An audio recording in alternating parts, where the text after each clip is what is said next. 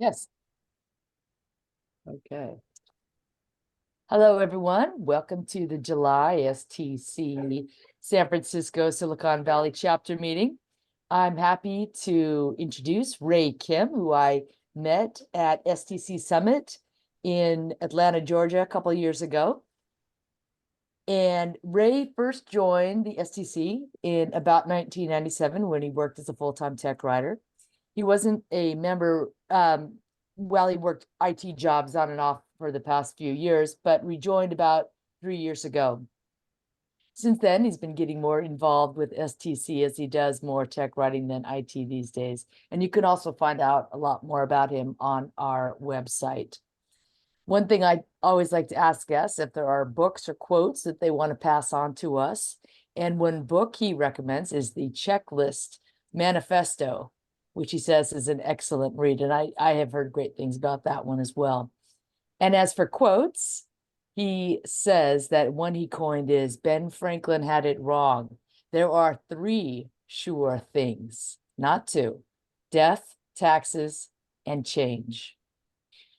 And with that, I'd like to introduce you to Ray Kim. Thank you, Rose. I actually wrote that quote in a paper that I wrote in grad school. My professor loved it.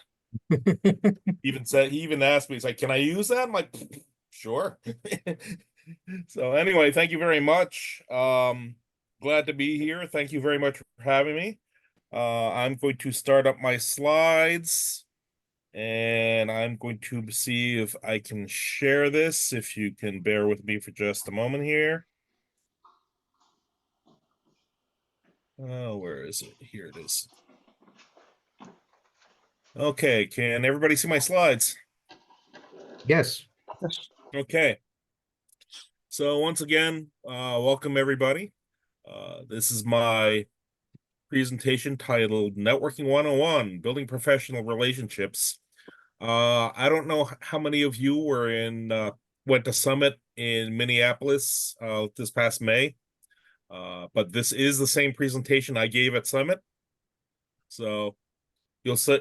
First of all, I'm going to confess, yes, I'm recycling my slides from Summit, so you'll see all the logos and all the headers and footers from Summit. So anyway, once I can get this thing going here, there we go. I'm going to take a couple slides in a few minutes just to introduce myself. Again, my name is Ray Kim. I currently work as a technical writer and a technical trainer for the Research Foundation for SUNY. That's a State University of New York. The division I work in is called the Professional Development Program. My official title is Senior Educational Specialist, whatever that means. That can mean a lot of things, but that's why I tell people I'm a tech writer and trainer, just a lot more descriptive. So if you'd like to get a hold of me, there on the screen is my blog. I usually write a lot about professional development topics. There's also the QR code if that's easier for you to use. And I am also on LinkedIn, and there's my URL for my LinkedIn there. Feel free to connect with me. My only request, if you do want to connect on LinkedIn, is please also send me a note so that I know who you are. Just tell me you saw me in this talk, and I will be happy to connect with you.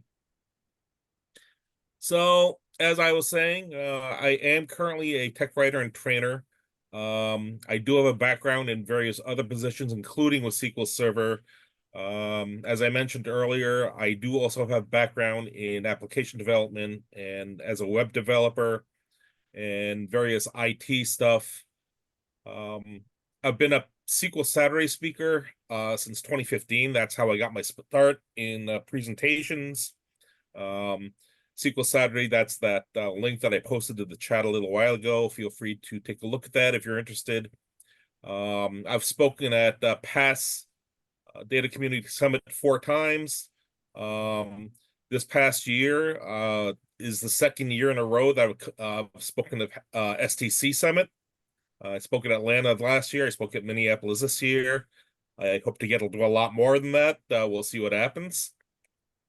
Um, I'm a member of STC, as Rose mentioned. I first joined in 97, 90. I'm not exactly sure of the year. I think it was around 97. Um, I actually worked at that time as a full-time technical writer for Key Corp. Ended up getting another job that was kind of moving away from tech writing and more towards the IT side, which is where I thought I wanted my career to go. And since I really wasn't doing much tech writing after that, I pretty much let my membership lapse. And I rejoined STC a few years ago, and I've been trying to get back into this and have been trying to get into stuff like doing more user groups, more presentations like this one right here, and trying to get more involved with other STC functions. Um, Interesting factoid about me: I am a musician in my spare time. I play 4 different instruments. I do play in a local cover rock band. I used to play in a local symphonic concert band. I very easily could have been a music major in college.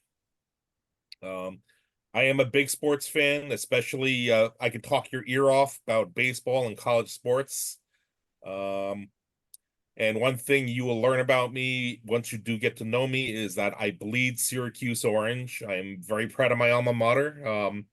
As a matter of fact, but before I hopped on the call here, I was spending my evening relaxing and playing EA Sports NCAA football, as of course Syracuse. So anyway, you didn't come to hear me talk about me. Let's talk about the presentation. Mhm. Um, this is not technology specific. Well, I usually do this for technical audiences, but not sure how many of you are considered to be a technical audience, but STC, it can be pretty much anything. But um, this presentation is based mostly on my own professional experience, personal experience. Um, I will say, and this is a little bit of a disclaimer for every one of my presentations. These presentations are pretty much, my opinions, my thoughts. Um, just because it works for me doesn't necessarily mean it may not work for you. That's okay. Um, if anybody has any questions, comments, or um, you see something in my presentation, you're like, no, that's wrong. I'd be happy to hear it. Um, yeah, feedback that goes contrary to what I talk about is I think it's healthy. It makes my presentations even better, and I'm always looking for feedback. I don't like to lecture. I really don't. Even when I'm training or when I'm teaching a class, my preferred MO is to have a discussion with the class where I serve as a facilitator. That's how I prefer to teach. It's kind of hard to do in a presentation where I'm talking at all of you, but it is what it is. And I please feel free to ask me questions. Feel free to interrupt me if you have a question, and we will address it as we go along. So, okay, so what are we going to talk about? Um, we'll start out by talking about networking. What exactly is it? Um, people talk about you got to go out there and network. Well, how do you do that? Um, there are a lot of people who don't really know. So hence this presentation. Why is networking important? Places where you can go network. Breaking the ice, initiating networking, probably one of the hardest things to do, probably the hardest part of networking. We're going to talk about that a little bit. We're even going to have a little bit of an exercise in networking. I will mention a little bit about this exercise. I will admit this exercise works a lot better when I do this presentation in in front of a live audience as opposed to virtually online. I'll talk about that a little bit as soon as we get to that point. And we'll also talk about online networking. Online networking is still networking. We'll address that a little bit. So a few points to keep in mind as we go through this. We're going to discuss mainly networking for business or professional networking. However, social networking does play a point as well. It can be very helpful for networking for business or professionally. There is an art to networking, and it's not going to happen overnight. Um, I think a good way to think about it is networking is not a sprint, it is a marathon. Good networking probably builds up over a period of time. Uh, if you're introverted, I apologize for this, but it might require that you step out of your comfort zone. Again, we'll discuss that a little more when we talked about breaking the ice. And there are a lot of different ways to network. That's one of the neat things about networking is that I don't want to say there's no wrong way to do it because there are, but there's more than one way to do it. And we'll touch on all of this as we go through these slides and go through this presentation. So when I put this presentation together, I asked myself, okay, what exactly is the definition of networking? And I looked it up on dictionary.com, and this thing that you see in the screen is what I saw on there. I'm not going to read all this to you. I'll go through some of the highlights here. Supportive system of sharing information among individuals, establishment of a computer network. To me, I've always believed that networking is about relationships. It's mutually beneficial. It involves a two-way street. If the stronger the network, the stronger the relationship, the stronger the network. That said, you don't necessarily have to be BFFs with the people that you're networking with. I have all these LinkedIn contacts, all these social network contacts, a lot of people that I met online that I have relationships yet, and yet I probably wouldn't recognize them if I bumped into them in the street. That's okay. It is okay to be acquainted. You don't necessarily have to be besties with these people that you're uh, connecting with or networking with. That said, just because you're connected with somebody doesn't necessarily mean that it's a network. Again, that's something I will touch on a little bit as we go through this thing. So why is networking important? By the way, before I go on, does anybody have any questions or comments about what I've said so far or what we're about to talk about? You can either unmute yourself or type something in the chat. I am monitoring the chat, so all right. We're a I very I do rapid, want to mention something. Yeah, go ahead. Yeah, you talked about a two-way street, and Yep. that is mostly true. But since I am a senior in a couple of different fields, I go ahead and connect with people who are new to the field. I don't expect to get things from them, but I hope I'm helpful to them in their careers. Yeah, yeah. I'm not going to push the two-way street thing. Right. No, that makes a lot of sense. That really does. So why is it important? Well, I read a LinkedIn article back in 2016 that mentioned something about 80%, 85% of all jobs are filled through networking. Now, granted, okay, yes, that is by now an 8-year-old article. I don't know how accurate that 85% still is. But that's not the point. The point is networking for job hunting is significant. These days, networking for the job hunt is a lot more effective than, say, opening up the paper. And yes, people still do read the paper. Looking up classified ads or going through that way. Probably even more effective than, say, hopping onto Indeed or LinkedIn or Monster.com or whatever your job search site of choice is. Networking is good because it develops professional relationships and is important for building your career.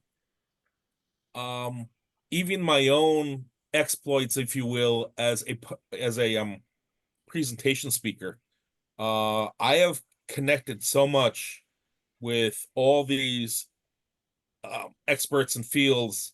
Of course, I do a lot of talking with SQL Saturday, so I've connected a lot with data professionals, and a lot of these people are now some of my best friends. And the relationships I have with them is just amazing.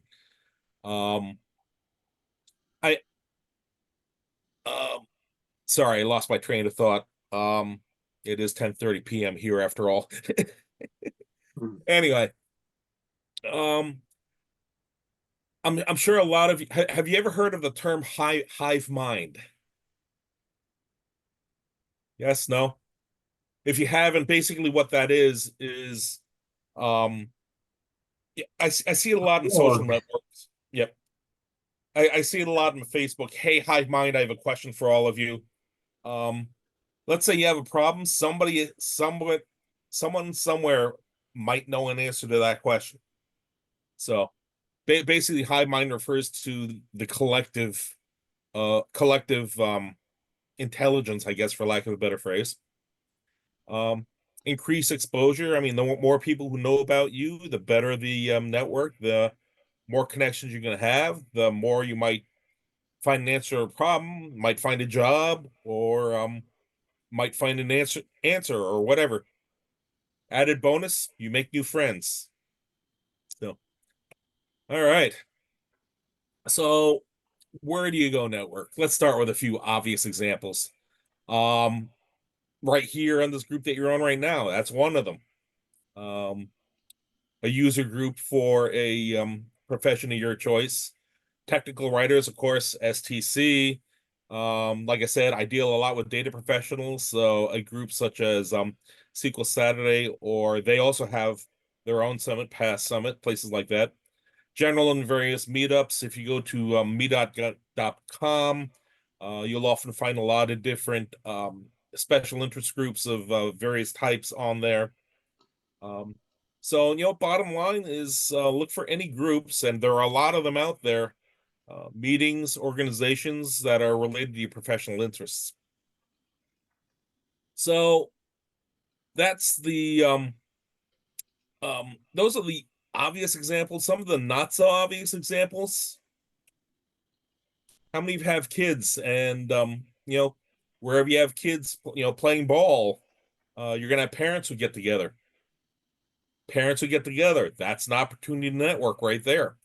What about your own extracurricular activities? Like I said, I'm a musician in my spare time.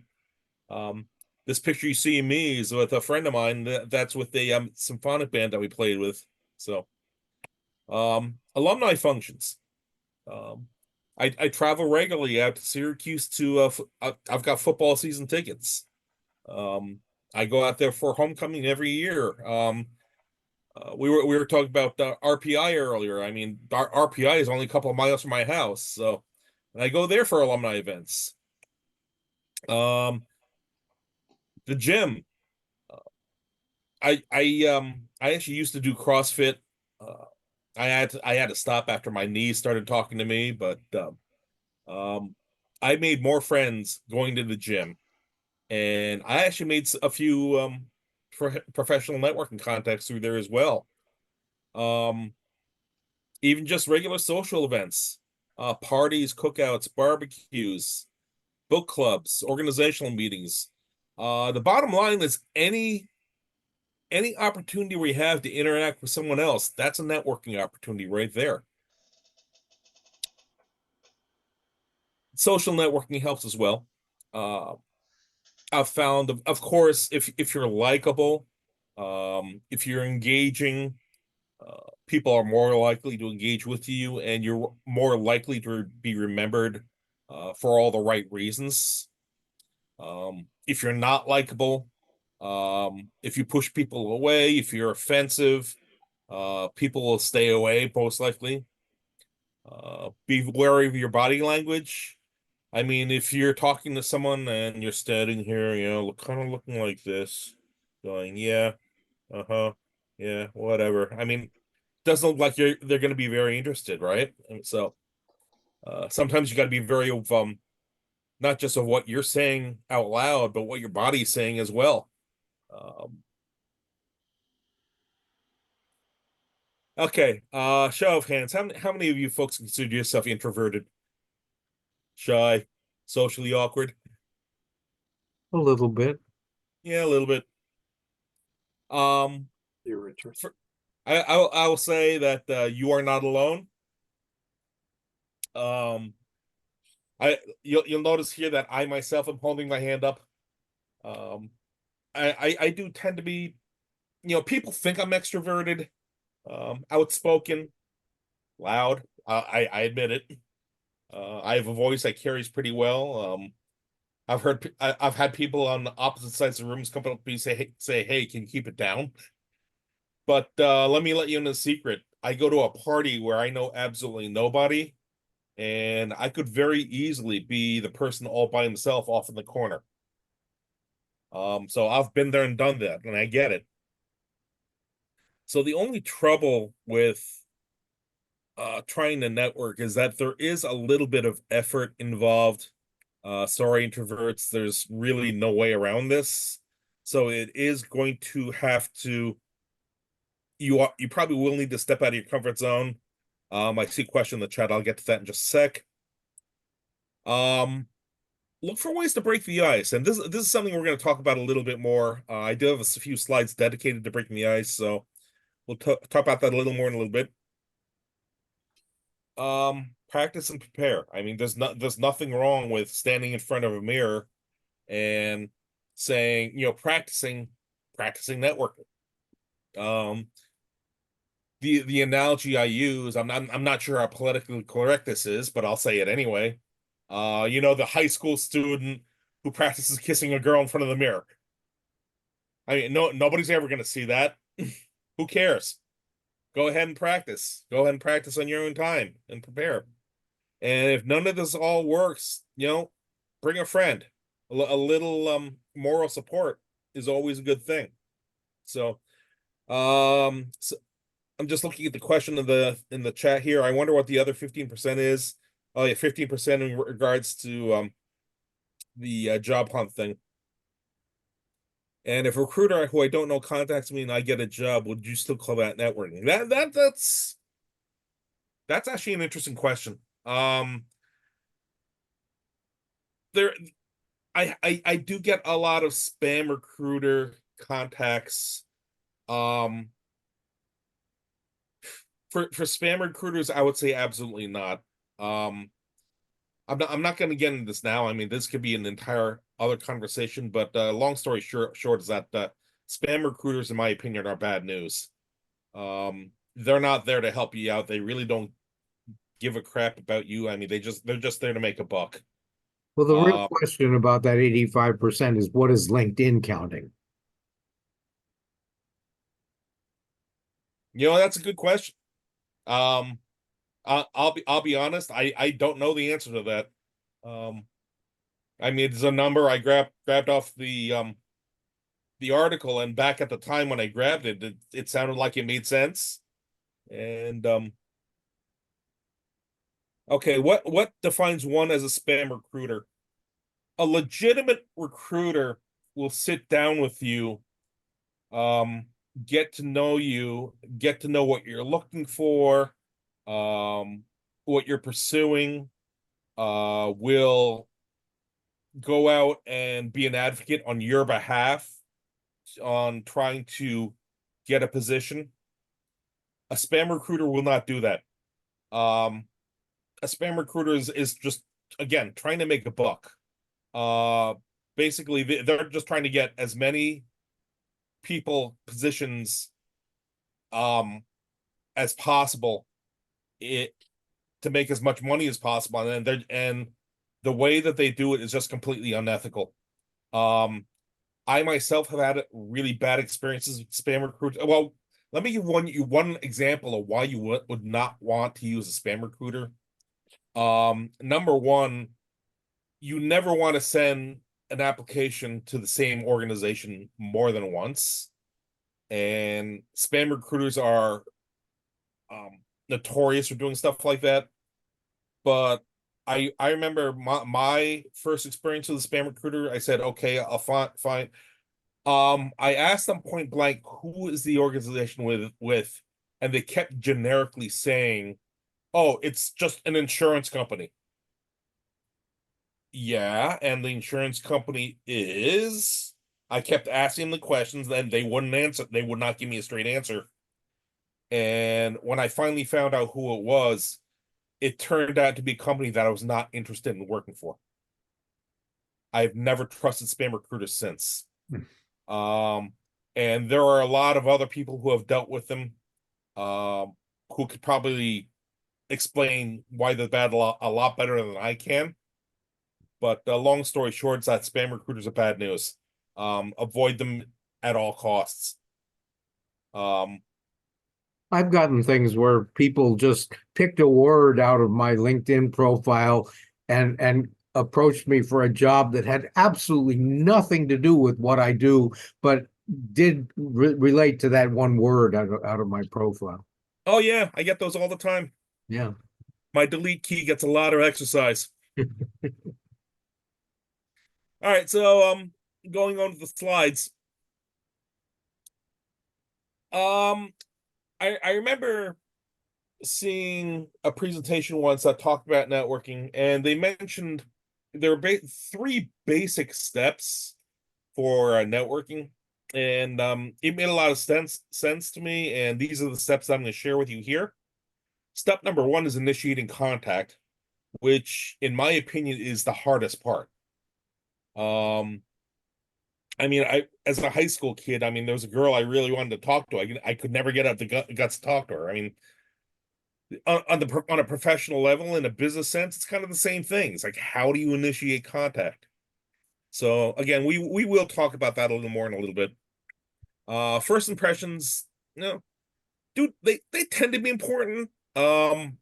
It's not like you have to go to a conference wearing a suit and tie, but at the very least, you want to be on your best behavior. You want to be courteous. You want to stay humble. You want to ask questions. Step number two would be making conversation. Say, hey, Mr. So-and-so CEO, I understand that you have a lot of expertise, or you might have a job opening in such and such. Well, I have something to offer. So what you want to do there is make the other person feel comfortable and valued. That way you will grab their attention. That will help them make them want to talk to you even more and be easier to engage. And you want to make sure that you are genuine and you're a good listener. I really think the art of being a good listener is really underrated. If you're a good listener, again, people engage with you a lot more, and your network in contact will be a lot stronger. And step number three, the final step, is find a way to close a conversation. And when you close the conversation, you want to make sure that you have a way to continue the conversation later. Say, hey, sir, can we exchange contact information so that we can continue this another time. So you want to make sure that you have a way to do that. I have a story about business cards, which I'll talk to you about later on, but once we get to that point. So let's talk about a little bit about breaking the ice. The easiest way to start a conversation. Hi, how you doing? Just one word. Hi. Simple, right? Guess what? You just broke the ice. So that's one thing. Mention your name. Mention some kind of compliment. Hey, then that's a nice hat you're wearing, or that's a nice dress you're wearing. Make it genuine. Don't be a suck up. Ask a question. How about this weather? By the way, it is really hot in here. We are getting hit by the remnants of Hurricane Beryl here. So we do have storm warnings. I hope the power doesn't go in the middle of my presentation.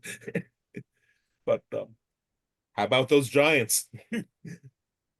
Ask something simple. That's an icebreaker. Something related to your event or situation. Hey, what'd you think of Ray's talk? Or go to a speaker and say, hey, I heard you mention such and such a thing. Can you elaborate on that a little more? Some neutral small talk. I mentioned I love sports.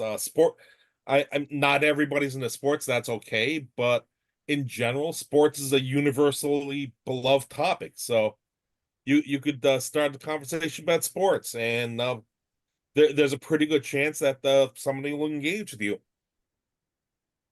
So, all right, I'm looking at the chat here. I recommend the book How to Know a Person by David Brooks as a guide to better understand people. Okay, thank you. Good piece of advice there.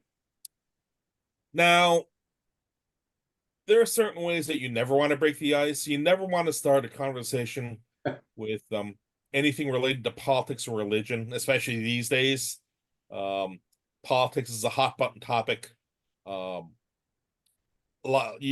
of all, you don't know what side that the other person might be on, and again, the idea is to not drive the other person away. So basically, hot button topics you should stay away from. Anything obviously socially unacceptable, offensive, sexist. Um, I know I have a friend who I met on the Sequel Saturday circuit. Female, very attractive, gets hit on constantly. I try not to do that. Well, number one, I consider her a friend. Number two, I know better. I like to think that I'm not an insensitive jerk. I mean, I screw up once in a while. That's okay, but I try to learn from that. But basically, stay away from pickup lines. I mean, this is not an opportunity for you to pick up a member of the opposite sex or the same sex if that's what you're into. That's not what this is about. You want to avoid anything personal, um, anything that might be offensive to the other person. You want to avoid brown nosing, sucking up, kicking, kissing up. Again, you always want to make sure that you're real. You're sincere. Stay away from anything boring or overwhelming. It's great. It's great you know everything there is to know about information design, but do you really want to go off on a tangent when you first meet somebody? And sales pitches, probably the only exception to some of these is, for example, if you're at a sales convention or something like that, where that's what everybody talks about, or if you're a vendor where people expect you to make a sales pitch, that's one thing.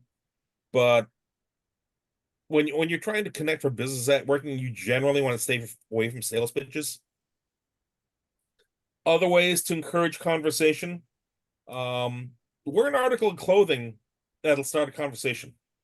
Um, I mean, I will readily confess I'm a t-shirt and jeans kind of guy. I will regularly wear articles of clothing where I represent my favorite sports teams, my alma mater, my favorite band, my favorite TV show. And what I've discovered is what I wear can often be a conversation piece. I remember one time I was driving home and I was down in New Jersey. I was wearing my Syracuse sweatshirt and I was in a restaurant and a guy came up to me. He's like, "Hey, I went to SU. What year were you?" That broke the ice and we had a little conversation going there. Talk about your current situation or event. It's like, hey, what do you think of STC Summit or user group meeting? That was a really interesting talk, wasn't it? Can contribute to a conversation. Like I said, I'm a huge baseball fan. Whenever I hear a couple of people next to me starting to talk about baseball, my ears immediately perk up. And I'll listen in a little bit, and what if I see an opportunity, I'll be like, "Listen, sorry to interrupt you, but I noticed that you were talking about such and such a thing. Just broke the ice," which also is contributing to the conversation. Let's talk about. I mentioned something about introverts. Um, it might be helpful to help them out. If you see someone off alone all by themselves, don't be afraid to go up to them and introduce yourself. Um, if they're having trouble breaking the ice, maybe you can help do it for them. And again, another very simple way to break the ice is just smile. How many people do you walk past and you smile at them, they smile back?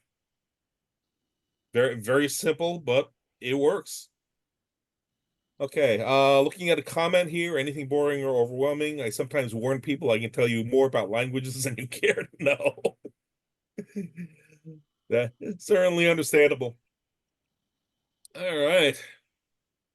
So let's talk about a couple of LinkedIn requests. These are actual um, notes I've gotten on LinkedIn with connect requests. Now, the interesting thing about these examples is I actually got these on the same day.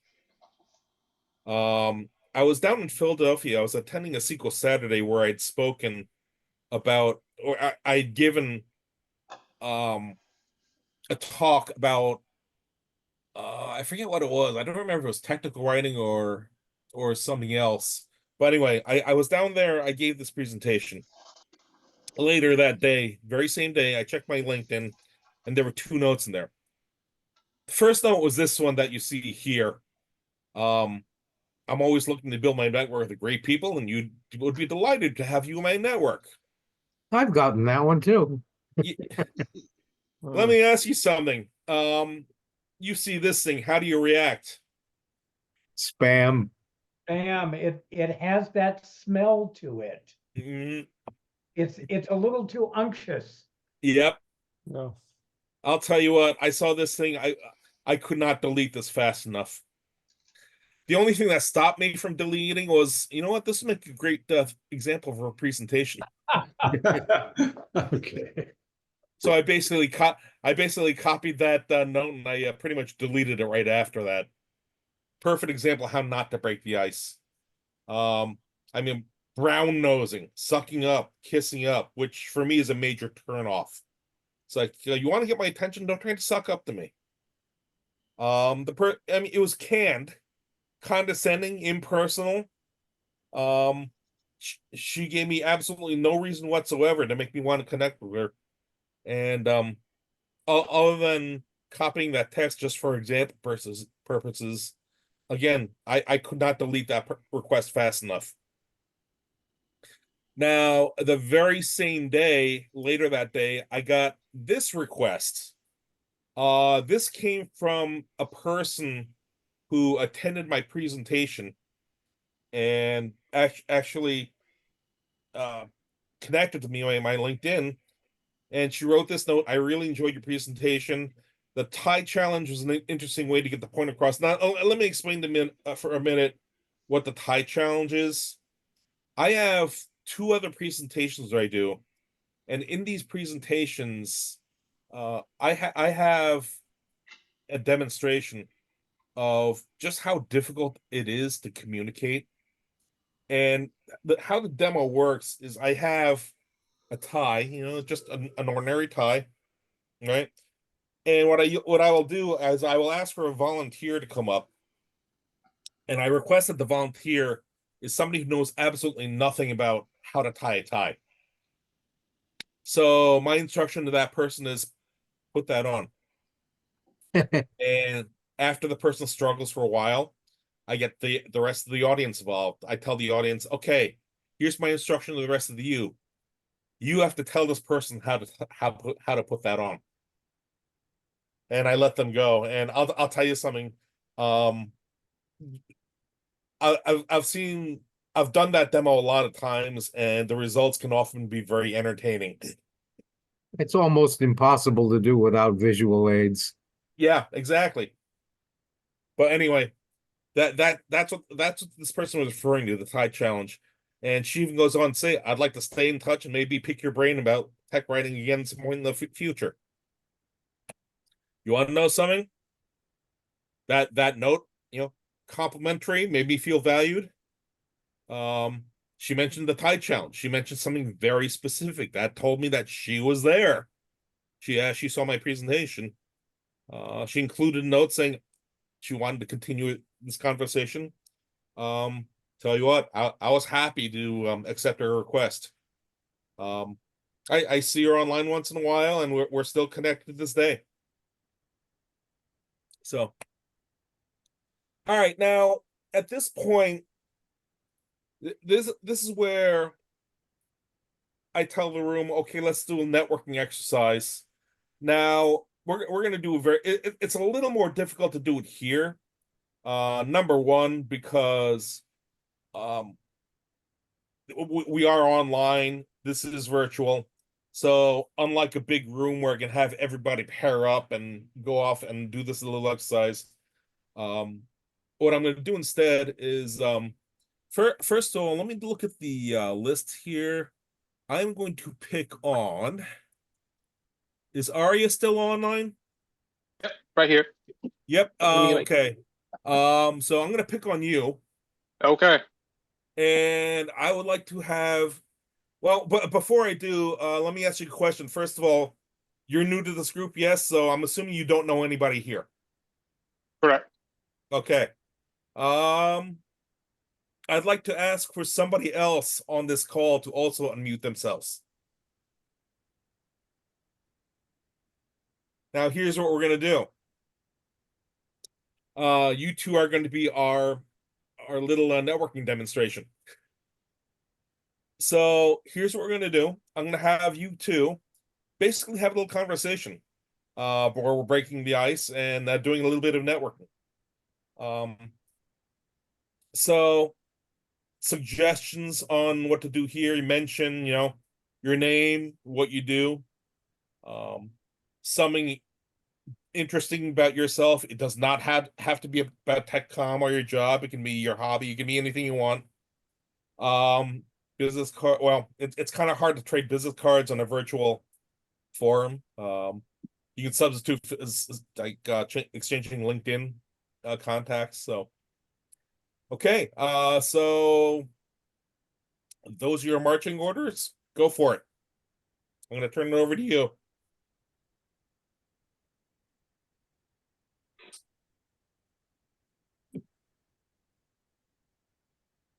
Okay, Nikki, just raise your hand there. Go ahead and unmute yourself.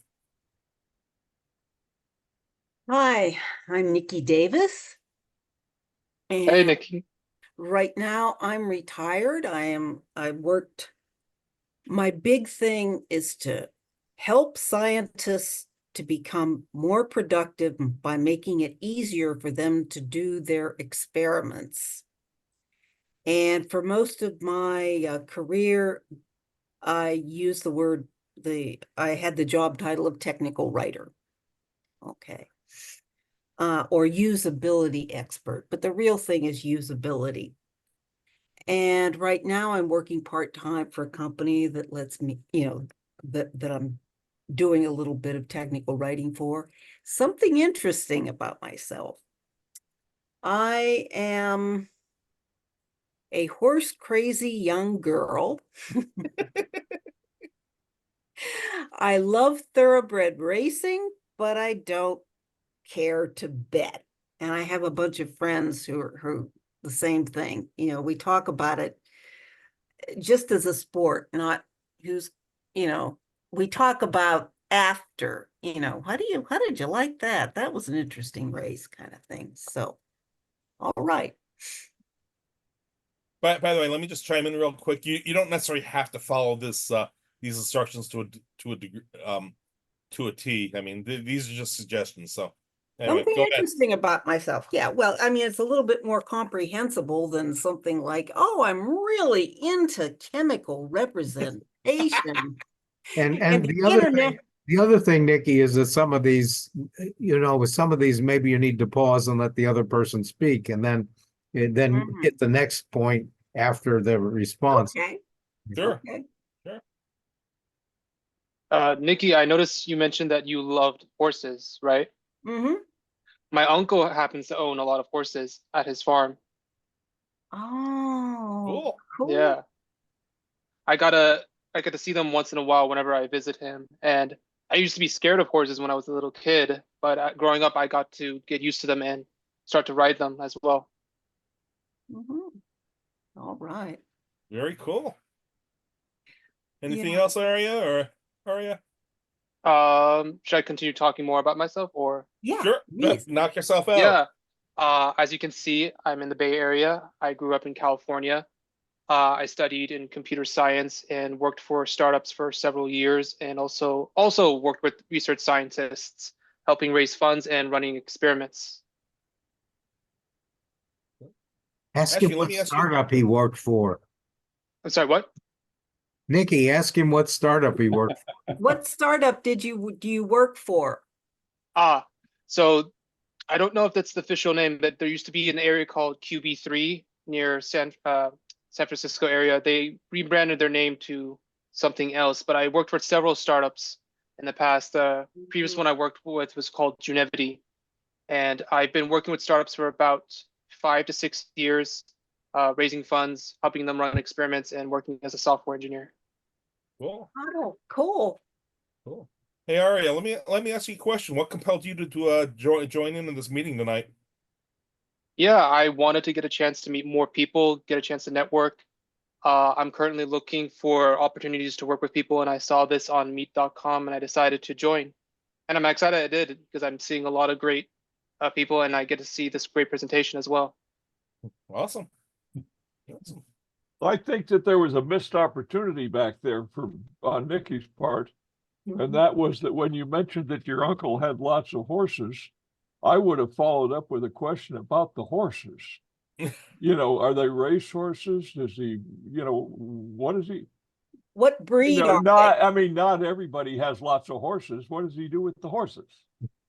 Yeah, they're not race horses or anything. He grew them up as casts. He never did any races, and he doesn't watch races either. I think he just really liked horses growing up, and so he decided to have some. Do they work? Does he ride them? Does he let people ride them, or what happens? Yeah, he rides them often. He lets his neighbors ride them. They're not working or doing any labor work. Okay. Hmm. By the way, I should mention I only live about 45 minutes from Saratoga. Mm. So big horse racing town up there. Oh yeah. So Anyway, my only point there was not to get into a big thing on horses, but just simply that the part of this networking thing is that when you get somebody talking about something, ask follow-up questions. yeah, That's the best way to show that you're interested. definitely. Yeah. Definitely. Yep. Well, thank you guys very much. That demo actually worked out a lot better than I thought it would. All right. And again, that little this little part of the demo works a lot better when I'm doing this presentation in a room full of people where I can tell everybody to yeah, sure. But anyway, some networking tips that have been very helpful for me is first of all, exchange contact information. I think one of the most underrated networking tools is business cards. Something very simple. Why are business cards important? I usually use this hypothetical example. Let's say you're at some conference, you meet a high-level manager who has a job right up your alley, perfect fit, and you start talking and you say, "Hey, let me get your contact information." "Oh, do I have a pen here?" "No, I don't. I don't have a pen or a piece of paper." "Tell you what, come back later. I'll come track you down and we will exchange contact information." In his best Morgan Freeman voice, "It never happens." So, okay, well, what would be a good way to prevent that? Well, how about a business card? Actually, I'm going to take a moment here. I'm going to stop sharing for just a second. And what I'm going to do is, can you guys see me on the screen right now? No, you're still sharing. I'm still sharing. Okay, hold I on. see you on the other screen, but you're still. I'm going to stop sharing just for a minute here. There you are. Okay, there we go. I'll come back to the slides in just a minute, but first let me get back to this thing. I wanted to show this thing off, because I get so many comments about these are business cards that I created for networking. So basically, if you look at this thing here, looks like an ordinary business card. I'll hold up to the camera so you can see it easier. Or if my background just won't, whatever Yeah. here. Yeah, Maybe I your should- background is killing it. It's, Maybe I should turn up a background here. Hold on just a minute. and here. you're holding it below the camera. Right. Adjust background effects. See, let me see if I can get this to work. All right, I'm just gonna shut this off. Yeah, there you go. Okay, now you all get to see my very messy home office. So I'm holding up my business card here. Looks like a nice any business card. Well, I came up with this idea. I wanted to come up with business cards would make me memorable. So I came up with this idea. I had this picture. I had the souvenir picture that I took in Cooperstown. Myself in a Yankee jersey. What they would do, they'd dress you up in your favorite team and put you with a stadium background, and they take your picture, they put it in a baseball card. And one day I came up with the idea of business cards, baseball cards. I came up with this. All right. That's pretty. Right? and it gets even better. I took it a step further. I said, what are baseball cards without statistics? Ah. So if you'll notice here, you open this thing up, I have in here, it's my own little mini resume. Yeah. Oh, well Oh, done. where's the bubble gum? Yeah. That's kind of hard to pull off, but I just had to show that off. Well, the point here is, don't be afraid to be creative with business cards. I mean, you don't have to come up with a baseball business card. Hey, my idea, damn it. But basically, all I'm saying is, don't be afraid to be creative. Use your creativity to help you out with networking or whatever. So, all right, at this point, I'm going to go back to sharing my Ray, screen before you again. start sharing, I just wanted to illustrate the Yep. point that it is memorable, because guess what? Oh, you What? got one. Yes, you've got one. Yes, I actually was at Ray's presentation about, losing jobs and at last year's summit. So I, once I saw him, I remembered I had the card and I found it. I've lost track of how many people I've shared that with. But anyway, all right, let me go back to my presentation slides here if I can find them again. I turned this thing off. All right, hold on. Oh, here we go. Sorry, now I got to get this to work again. Okay, can you see my screen Yes. again? It's Okay. So networking tips. Where was I here? Exchange contact information, getting used business card. Connect on LinkedIn. Is there anybody on this call who is not on LinkedIn? Everybody is, okay. All right. I mentioned LinkedIn quite a bit. First of all, I think it's important that if you're job hunting, you got to be on it. The fact that I see job applications that ask for a LinkedIn address, that first of all tells me that employers take it very seriously. And I also use this hypothetical example as well. Let's say that I'm a hiring manager. I'm looking at two different resumes from two people who are both completely qualified for the position I'm trying to fill, but I only have one position. Okay, resume looks good. I like to know more about these people. Hey, look, this person has a LinkedIn address. I can go look that up. This person does not have a LinkedIn. Guess who's going to have the advantage? So I think that's a reason for having LinkedIn. Again, be respectful of the other person, how they feel, what they wish, what they need. Respect the other person's request. Like, for example, if they tell you, please email me, don't give me a call, email them, don't call them. All right. If you see that they're uncomfortable, maybe back off a little bit. Again, make them comfortable and make them feel valued. Make yourself likable and approachable. For one thing, you'd be more likely to connect. And you're more likely to be remembered for all the right reasons. Be yourself, be genuine. Um, don't try too hard, and don't be overbearing because you might end up driving people away. And let me tell you something, for me personally, that's a lesson that took me a long time to learn. But eventually I got better, and now I'm making more friends, if you will, and making more contacts. So how are we doing so far? Any questions so far, or comments, or anything? I have a Yeah, comment go ahead. about LinkedIn. I found it to be really valuable. I was laid off recently, and I started just checking LinkedIn. And the other day, I got a message from somebody who basically wanted to interview me and talk about a job. And it wasn't anybody that I was connected to. Mm-hmm.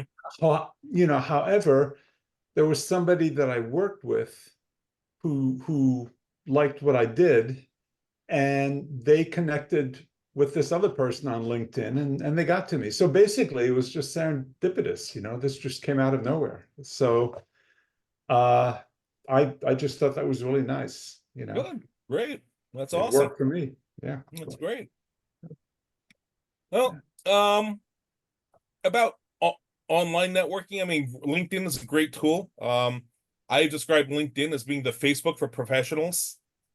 There are other online tools out there that you could also take advantage of when it comes to networking. Of course, LinkedIn is the most obvious one. Like I said, I call it Facebook for working professionals.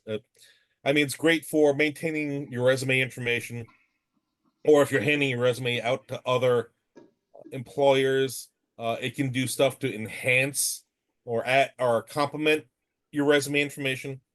One of the reasons why I like to keep it is that it's hard to keep my own. I mean, it's hard for me to keep my own resume updated, and if and when it comes time for me to send it out again, I can look at my own LinkedIn and use that as my own reference, saying, okay, let me grab this stuff off of here and put it in my resume, and I'll send that out. One of the things I love about LinkedIn is that the how many people take advantage of this the referrals section of LinkedIn. I'll tell you what, it's a nice little feature. People, people that you're connected to. I always encourage people to, if you can give me a referral, it'll help me out. I mean, basically, it's um, what's the word I'm looking for? Um, I don't know. I can't think of it. Like I said, it is after 11 o'clock on the East Coast here. um, Testimonials from other people that you're connected with, and you can give them referrals right back. I've mentioned this before. Some job applications do ask for your LinkedIn profile, and I'm a big believer that if you're serious about networking and serious about job hunting, you absolutely must get on LinkedIn. So, how many of you on Facebook? Anybody? All right. I see a hand up. I see a couple people there. I am the first to admit that I'm a Facebook junkie. I had high school friends of mine uh, turned me on to Facebook about I think it was in 2008 if I remember correctly, and I post not quite every day, but let me put it this way: my friends actually get worried when I don't post something. They would be like, what's going on? What's wrong with you?" Um, Personal story. I remember one point I was actually hospitalized. I got sick and was hospitalized during the pandemic, not from COVID. It was from something else. And I remember posting, "You folks haven't heard from me in a week. Well, this is what I got going on." I didn't want people to worry about me. But true story, I remember a friend of mine asking me because she knew I do these presentations sort of thing, and she asked me about job search advice.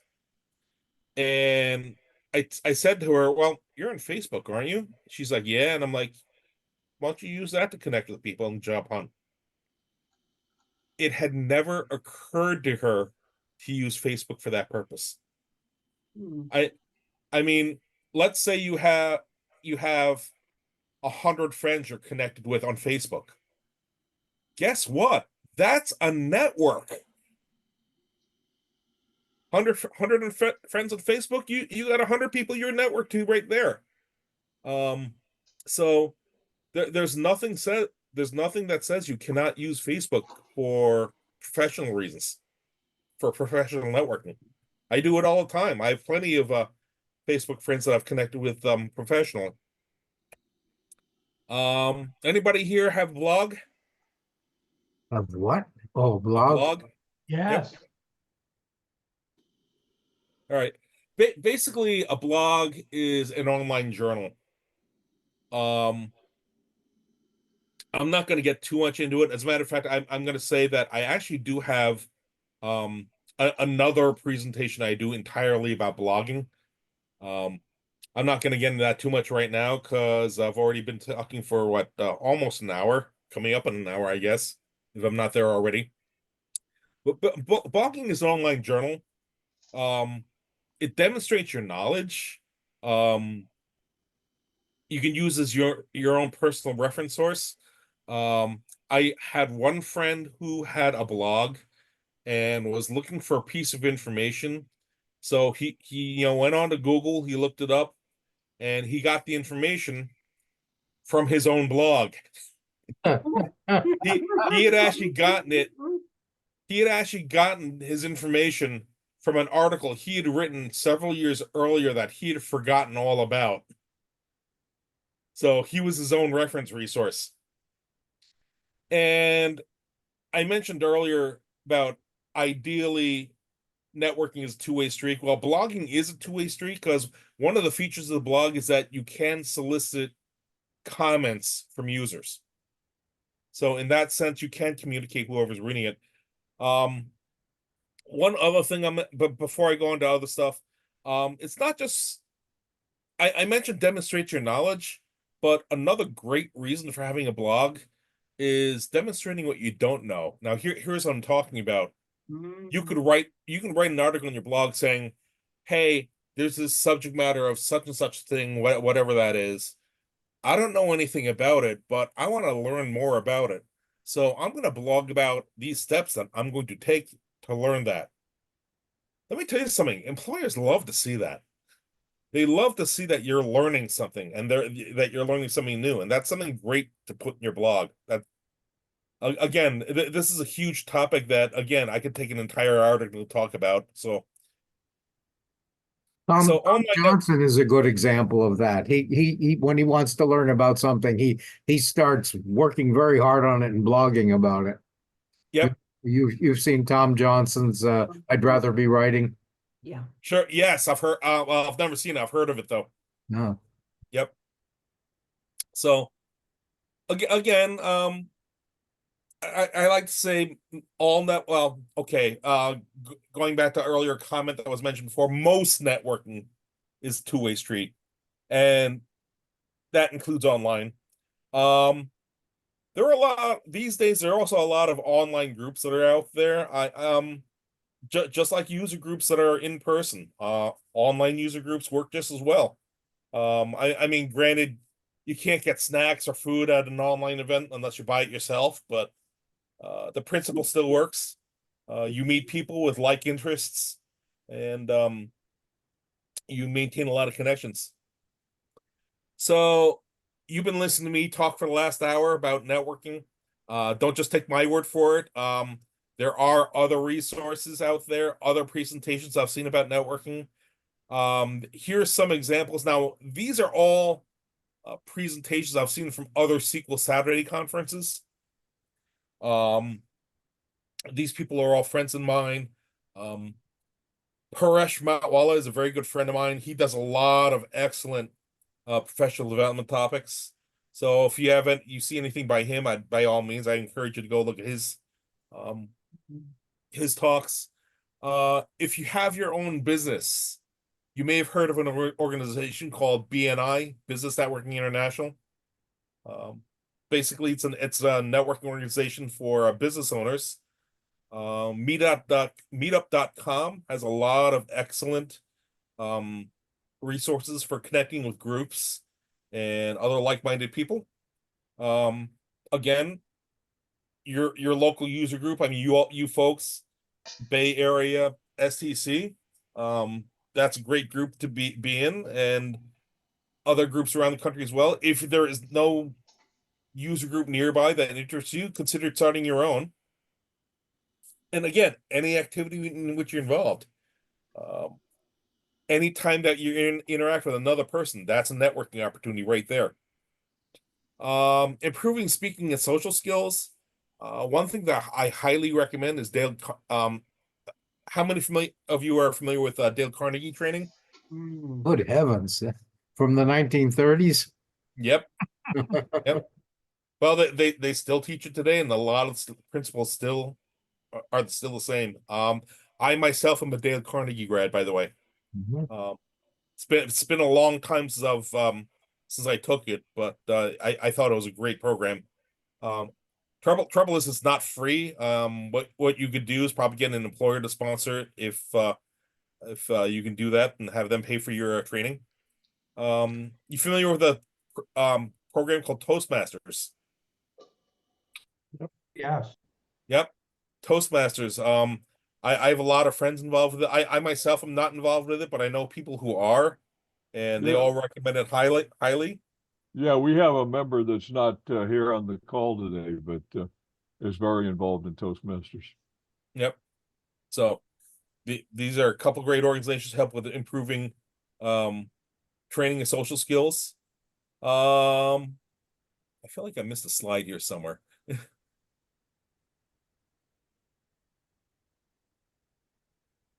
Oh boy, you know, I think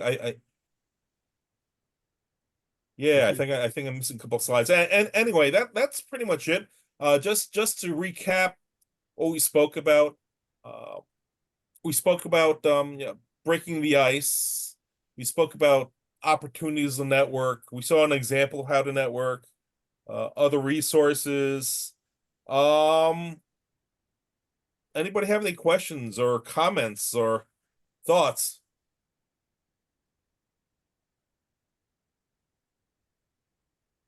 Hey, Okay, I've go got a ahead. question, Ray. Sure. So a lot of these are about people that you've just met or you're about to meet. What about Mhm. people that you haven't contacted in maybe 10, 15 years that you worked with, that you still see on your LinkedIn site and even maybe on Facebook? I don't always know how to reach out and say, "Hey, how you doing?" Because so much what we talked about was work or personal personal things that are no longer relevant. Do you have any comments about that? You know what? There's nothing wrong with saying, dropping him a line and saying, "Hey, listen, we haven't spoken in years, but I see that we're still connected, and I figured I'd drop a line to say, hey, Sure, nothing sure. wrong, nothing wrong with that." Yeah. I'll tell you what. I actually very recently reconnected with a person who I hadn't seen since high school. Mm, yeah. And um the funny thing is, like, we really didn't know each other all that well in the high school. But when I reconnected with him a couple of weeks ago, we carried on like we were best friends and known each other for years. Yeah, I know So what you mean. yep. I just want to point out something that's funny. Tanya and I used to work together a long time ago, and this is the first time we've met uh, since then in this meeting. So that's kind Hmm. of cool. Cool. Somebody else had their hand raised there. Nikki had her hand up. Yeah, I was just wondering if it would be possible for you to leave us get your slides from this talk. Sure, I can do that. Let's see. Like I said, I think I'm actually missing slides on this. I'll see. I'll make sure I can I have other versions of these slides, but I'll make sure. Rose, okay if I emailed them to you? Yeah, please do. Actually, another place they might also be in my blog as well. As a matter of fact, I'm pretty sure they are in my blog. Ah, So if you go to my blog, go to my presentations. They're not exactly the same slides, but it is the same presentation. Why don't you choose the one that you want us to put on our website, and we'll put that one on our website. Sure, yeah, sure, I can do that. great. What I'll do is, Rose, I'll send that to you, and then you can send it to everybody else.